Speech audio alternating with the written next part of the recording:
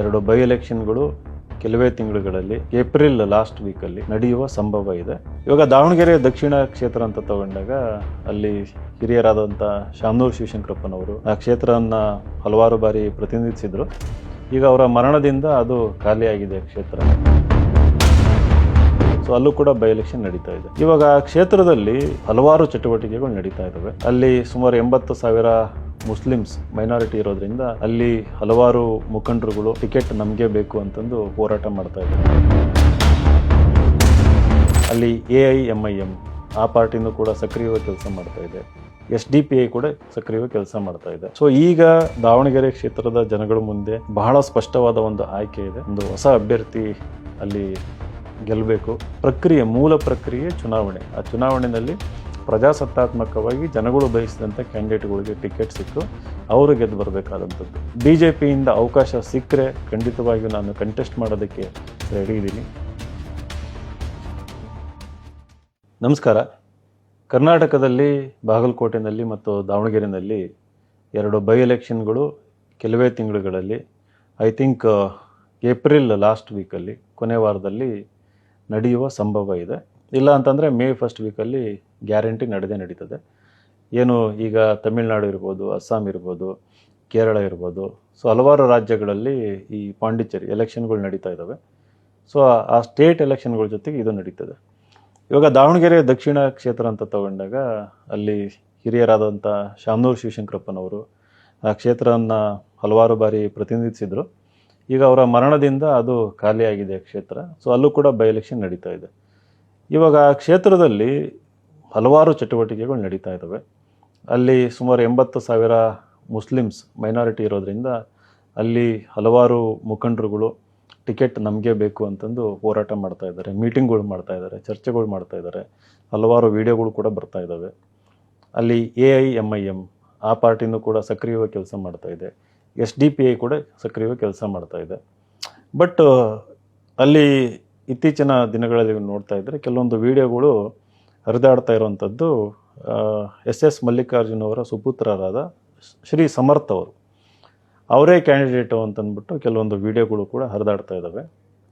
ಹಾಗೆಯೇ ಮಾಧ್ಯಮದವರು ಇವರನ್ನು ಹೋಗಿ ಕೇಳಿದಾಗ ಇಲ್ಲ, ನಾವಿನ್ನೂ ವಿಚಾರ ಮಾಡಿಲ್ಲ, ಮನೇಲಿ ಕುಂತು ಡಿಸ್ಕಸ್ ಮಾಡಿಲ್ಲ, ಹಬ್ಬ ಮುಗೀಲಿ, ಜಾತ್ರೆ ಮುಗೀಲಿ, ಅದು ಮುಗಿದ ಮೇಲೆ ನಾವು ಡಿಸ್ಕಸ್ ಮಾಡ್ತೀವಿ. ಹಾಗೆಯೇ ಈ ರೀತಿ ಏನು ಮೀಟಿಂಗ್ಗಳು ಆಗ್ತಾ ಇದ್ದಾವೆ ಅವೆಲ್ಲ ಆಗಬಾರ್ದು, ಅವೆಲ್ಲ ಗುಂಪುಗಾರಿಕೆ ಆಗ್ತದೆ ಅಂತಲೂ ಸಚಿವರು ಸ್ಟೇಟ್ಮೆಂಟ್ ಕೊಟ್ಟಿದ್ದಾರೆ.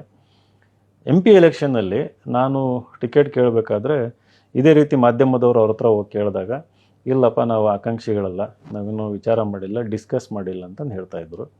ಬಟ್ ಒಂದು ಮಾತಿತ್ತು, ಅವರೇ ಟಿಕೆಟ್ ತರೋದಂತಲೂ ಇತ್ತು. ಆಮೇಲೆ ಟಿಕೆಟು ಕೂಡ ತೊಗೊಂಬಂದರು MP. ಈಗ ದಕ್ಷಿಣದಲ್ಲಿ ನನಗನ್ಸೋದೇನಪ್ಪ ಅಂತಂದರೆ ಇದು ಆಲ್ರೆಡಿ ಫಿಕ್ಸ್ ಆಗಿ ಹೋಗಿದೆ. ಮುಖ್ಯಮಂತ್ರಿ ಲೆವೆಲ್ ಇರ್ಬೋದು, ಉಪಮುಖ್ಯಮಂತ್ರಿ, ಹೈಕಮಾಂಡ್ ಲೆವೆಲಲ್ಲಿ ಅವ್ರ ಮನೆಯವರಿಗೆ ಟಿಕೆಟ್ ಕೊಡಬೇಕು ಅಂತಂದು ಫಿಕ್ಸ್ ಆಗಿರ್ತದೆ. ಅದು ಅನುಕಂಪದ ಆಧಾರದ ಮೇಲೆ ಇರ್ಬೋದು, ಆ ಕುಟುಂಬದ ಒಂದು ಏನು ಹಿಡಿತ ಇದೆ ಇಡೀ ದಾವಣಗೆರೆ ರಾಜಕೀಯ, ಆರ್ಥಿಕ, ಸಾಮಾಜಿಕ ವ್ಯವಸ್ಥೆ ಮೇಲೆ. ಸೊ ಆ ಒಂದು ಫ್ಯಾಕ್ಟರ್ನ ಕನ್ಸಿಡರ್ ಮಾಡಿ ಅವರಿಗೆ ಟಿಕೆಟನ್ನು ಐ ಥಿಂಕ್ ನನಗೆ ಅನ್ಸೋದೇನಪ್ಪ ಅಂತಂದರೆ ಫಿಕ್ಸ್ ಆಗಿ ಹೋಗಿದೆ ಅಂತಂದು. ಬಟ್ ಹಂಗಂತಂದು ಹೋರಾಟ ನಿಲ್ಲಿಸಬಾರ್ದು ಅಂತಂದು ಹಲವಾರು ಜನ ಹೋರಾಟ ಮಾಡ್ತಾ ಇದ್ದಾರೆ. ಇವಾಗ ನನ್ನನ್ನು ಕಾಂಗ್ರೆಸ್ಸಿಂದ ಉಚ್ಚಾಟನೆ ಮಾಡಿದ್ದಾರೆ. ಕಾಂಗ್ರೆಸ್ ಪಕ್ಷದಲ್ಲಿ ಇಲ್ಲ, ವ್ಯವಸ್ಥೆನಲ್ಲೂ ಇಲ್ಲ, ಅದರಿಂದ ಆಚೆ ನಮ್ಮನ್ನು ತಳ್ಳಿದ್ದಾರೆ. ನಾವು ಕೂಡ ಆಚೆ ಬಂದಾಗಿದೆ. ನಾನು ಪ್ರೆಸ್ ಮೀಟ್ ಮಾಡಿ ಇತ್ತೀಚೆಗೆ ಹೇಳಿದ್ದು, ದಾವಣಗೆರೆ ದಕ್ಷಿಣ ಅಭಿವೃದ್ಧಿ ಕಾಣಬೇಕು, ಅಲ್ಲಿ ವಿಷನರಿ ಲೀಡರ್ಸ್ ಬರಬೇಕು, ಅಲ್ಲಿ ಏನು ಒಂದೇ ಕುಟುಂಬದಲ್ಲಿ ಮಂತ್ರಿಗಳಿದ್ದಾರೆ, MP ಗಳಿದ್ದಾರೆ, ಮತ್ತು ಅವ್ರ ಮಕ್ಕಳಿಗೆ ಟಿಕೆಟ್ ಕೊಟ್ಟರೆ ಕ್ಷೇತ್ರಕ್ಕೆ, ದೇಶಕ್ಕೆ ಒಂದು ತಪ್ಪು ಸಂದೇಶ ಹೋಗ್ತದೆ. ಪ್ರಜಾಪ್ರಭುತ್ವ ವ್ಯವಸ್ಥೆಯಲ್ಲಿ ಈ ರೀತಿ ಈಗ ಮಾಡರ್ನ್ ಟೈಮ್ಸಲ್ಲಿ 75 ವರ್ಷ ಆದಮೇಲೂ ಕೂಡ ಸ್ವಾತಂತ್ರ್ಯ ಸಿಕ್ಕು ಜನಗಳ ಬಯಕೆ ಪ್ರಕಾರ ಒಂದು ಆಯ್ಕೆ ಸಿಗಲಿಲ್ಲ ಅಂತಂದರೆ, ಚಾಯ್ಸಸ್ ಇಲ್ಲ ಅಂತಂದರೆ ಇದು ಸಂವಿಧಾನಕ್ಕೆ ಮಾಡಿದಂಥ ದ್ರೋಹ ಅಂತಂದು ಒಂದು ಪ್ರೆಸ್ ಮೀಟ್ ಮಾಡಿ ಕೂಡ ನಾನು ಹೇಳಿದ್ದೆ. ಸೊ ಜನಗಳ ನಂಬಿಕೆಗೆ, ಭರವಸೆಗೆ, ಅವರ ಆಸೆ ಆಕಾಂಕ್ಷೆಗಳಿಗೆ ಇದೆಲ್ಲ ಒಂದು ತಣ್ಣೀರು ಎರಚುವಂಥ ಕೆಲಸ ಅಂತಂದು ಪಕ್ಷಗಳು ಮಾಡೋಂಥದ್ದು. ಅವರಲ್ಲಿ ಆಂತರಿಕ ಪ್ರಜಾಪ್ರಭುತ್ವ ಇರೋದಿಲ್ಲ. ಪ್ರಜಾಪ್ರಭುತ್ವದ ಪ್ರತಿ ಹಿಡ್ಕೊಂಡು ಭಾಷಣ ಕೊಡೋದು ಬೇರೆ, ಬಟ್ ಪ್ರಜಾಪ್ರಭುತ್ವ ಉಳಿಸುವಂಥ ಒಂದು ಪ್ರಕ್ರಿಯೆ, ಮೂಲ ಪ್ರಕ್ರಿಯೆ ಚುನಾವಣೆ. ಆ ಚುನಾವಣೆಯಲ್ಲಿ ಪ್ರಜಾಸತ್ತಾತ್ಮಕವಾಗಿ ಜನಗಳು ಬಯಸಿದಂಥ ಕ್ಯಾಂಡಿಡೇಟ್ಗಳಿಗೆ ಟಿಕೆಟ್ ಸಿಕ್ಕು ಅವರು ಗೆದ್ದು ಬರಬೇಕಾದಂಥದ್ದು. ಸೊ ಅಲ್ಲಿ ಪ್ರಭುತ್ವ ಧೋರಣೆ, ಪ್ರಜಾಸತ್ತಾತ್ಮಕ ಧೋರಣೆ ತೋರಿಸಿಲ್ಲ ಅಂತಂದರೆ ನೀವು ಪ್ರಜಾಪ್ರಭುತ್ವದ ಬಗ್ಗೆ ಭಾಷಣ ಕೊಡೋಂಥದ್ದು, ಸಂವಿಧಾನದ ಪ್ರತಿ ಹಿಡ್ಕೊಂಡು ಹೋರಾಟ ಮಾಡೋಂಥದ್ದು, ಐ ಥಿಂಕ್ ಇದೆಲ್ಲ ಆಷಾಢ ಭೌತಿತನ ಅಂತಂದು ಹೇಳ್ಬೋದು. ಇಂಗ್ಲೀಷಲ್ಲಿ ಹಿಪೋಕ್ರೆಸಿ ಅಂತಂದು ಹೇಳ್ತಾರೆ. ಸೊ ಈ ರೀತಿ ಯಾಕೆ ಆಗ್ತಾ ಇದೆ? ಜನಗಳಿಗೆ ಸುಳ್ಳು ಹೇಳೋದು, ನಾವು ಟಿಕೆಟ್ ನಾವು ಕೇಳಿಲ್ಲ, ನಾವು ಕೇಳ್ತಾ ಇಲ್ಲ, ಆಮೇಲೆ ನೋಡೋಣ ಹಿಂಗಂತ ಹೇಳೋದು ಆಲ್ರೆಡಿ ಫಿಕ್ಸ್ ಆಗಿರ್ತದೆ. ಆಮೇಲೆ ಟಿಕೆಟ್ ತರೋದು ಕೂಡ ಅವರೇನೆ. ಯಾಕೆ ಈ ಒಂದು ಸೊಫಿಸ್ಟಿಕೇಟೆಡ್ ಆಗಿ ಇವರು ಏನು ಪೊಲಿಟಿಕ್ಸ್ ಮಾಡ್ತಾರಲ್ಲ, ಅದು ಹಿಂದುಳಿದ ವರ್ಗಗಳಿರ್ಬೋದು, ಬೇರೆಯವರಿಗೆ, ಮೈನಾರಿಟೀಸಿಗೆ ಯಾಕೆ ಇದು ಕರಗತ ಆಗಿಲ್ಲ ಇದು? ಆಮೇಲೆ ಜನಗಳನ್ನ ಟೇಕನ್ ಫಾರ್ ಗ್ರಾಂಟೆಡ್ ಇದು. ಸೊ ಅಲ್ಲಿ ತನಕ ಮಸಿ ಬಳಿಯೋದು, ಮೂಗಿಗೆ ತುಪ್ಪ ಸವರೋದು, ಇಲ್ಲ ಬೇರೆಯವ್ರಿಗೆ ಅವಕಾಶ ಕೊಡ್ತೀವಿ, ಬೇರೆಯವ್ರು ಕೇಳಿ, ಅದು ಪ್ರಜಾಪ್ರಭುತ್ವ ಅಂತ ಅದು ಇದು ಅಂತ ಹೇಳೋದು. ಬ್ಯಾಕ್ಗ್ರೌಂಡಲ್ಲಿ ಇವ್ರು ಏನು ಮಾಡಬೇಕು ಆ ಕೆಲಸನ ಮಾಡಿರ್ತಾರೆ. ಸೊ ಇದೆಲ್ಲ ನೋಡಿದಾಗ ಒಂದು ಕ್ಷೇತ್ರ, ದಾವಣಗೆರೆ ದಕ್ಷಿಣ ಕ್ಷೇತ್ರ ಇರ್ಬೋದು ಅಥವಾ ಈ ರೀತಿ ಇನ್ಯಾವುದೋ ಅತ್ಯಂತ ಹಿಂದುಳಿದ ಕ್ಷೇತ್ರ, ನಿಮಗೆಲ್ಲ ನೆನಪಿರಲಿ, ದಾವಣಗೆರೆ ಜಿಲ್ಲೆ BRGF ಫಂಡ್ ಪಡಿತಾ ಇತ್ತು, ಬ್ಯಾಕ್ವರ್ಡ್ ರೀಜನಲ್ ಗ್ರ್ಯಾಂಟ್ ಫಂಡ್ ಅಂತಂದು. ಕರ್ನಾಟಕದಲ್ಲಿ ಐ ಥಿಂಕ್ 6 ಅತ್ಯಂತ ಹಿಂದುಳಿದ ಜಿಲ್ಲೆಗಳಲ್ಲಿ ದಾವಣಗೆರೆ ಕೂಡ ಒಂದು. ಈಗಲೂ ಕೂಡ ದಾವಣಗೆರೆ ಅತ್ಯಂತ ಹಿಂದುಳಿದ ಜಿಲ್ಲೆ. ಅದರಲ್ಲಿ ಇನ್ನೂ ಅತ್ಯಂತ ಹಿಂದುಳಿದ ಕ್ಷೇತ್ರ ಅಂತಂದರೆ ನನ್ನ ಪ್ರಕಾರ ಜಗಳೂರು ಇದೆ, ಜೊತೆಗೆ ದಾವಣಗೆರೆ ದಕ್ಷಿಣ ಕ್ಷೇತ್ರ. ನೀವು ಆ ಒಂದು ಭಾಗಕ್ಕೆ ಬಂದು ಓಡಾಡಿ ನೋಡಿದಾಗ ಗೊತ್ತಾಗುತ್ತೆ, ಅಭಿವೃದ್ಧಿ ಅನ್ನೋದು ಮರೀಚಿಕೆ ಆಗಿದೆ ಅಲ್ಲಿ.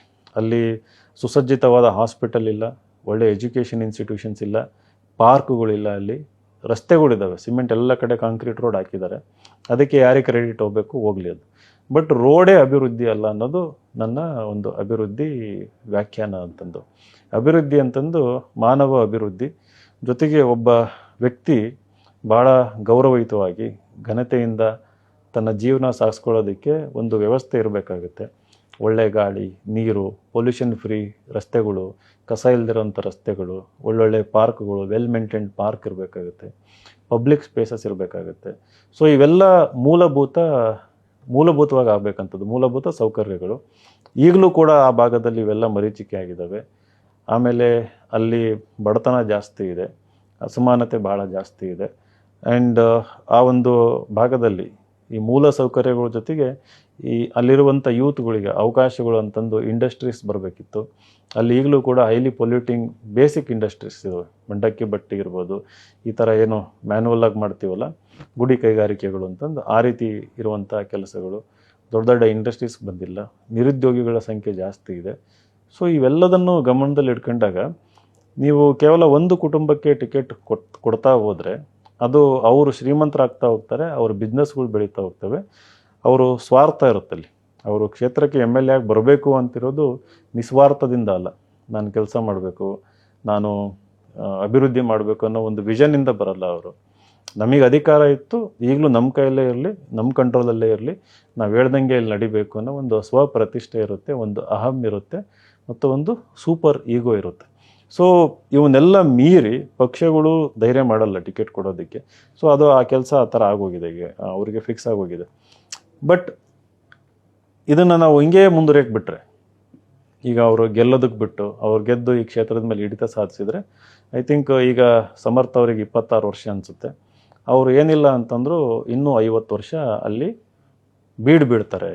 50 ವರ್ಷ ಆ ಕ್ಷೇತ್ರದಲ್ಲಿ MLA ಆಗಿ, ಮಂತ್ರಿಯಾಗಿ ಕಂಟಿನ್ಯೂ ಆಗ್ತಾರೆ. ಆಮೇಲೆ ಅವ್ರ ಮನೆಯವರು ಮದುವೆ ಆದಮೇಲೆ ಅವ್ರ ಮಕ್ಕಳು, ಮೊಮ್ಮಕ್ಕಳು, ಇದು ನಿರಂತರವಾಗಿ ಕಂಟಿನ್ಯೂ ಆಗ್ತಾ ಹೋಗುತ್ತೆ. ಸೊ ಈಗ ದಾವಣಗೆರೆ ಕ್ಷೇತ್ರದ ಜನಗಳ ಮುಂದೆ ಬಹಳ ಸ್ಪಷ್ಟವಾದ ಒಂದು ಆಯ್ಕೆ ಇದೆ.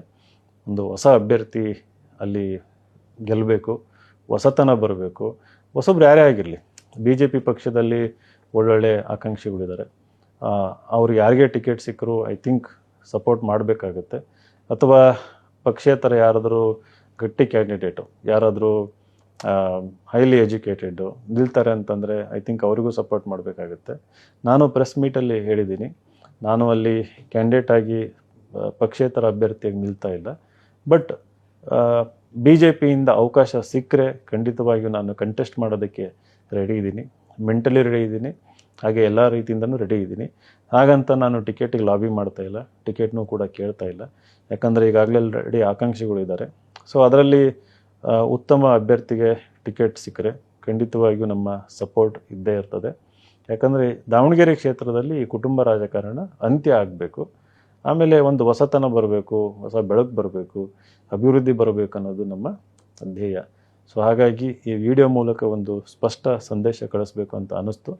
ಸೊ ಈ ಸಂದೇಶನ ಈ ವಿಡಿಯೋ ಮೂಲಕ ಕಳಿಸ್ತಾ ಇದ್ದೀನಿ. ನಮಸ್ಕಾರ.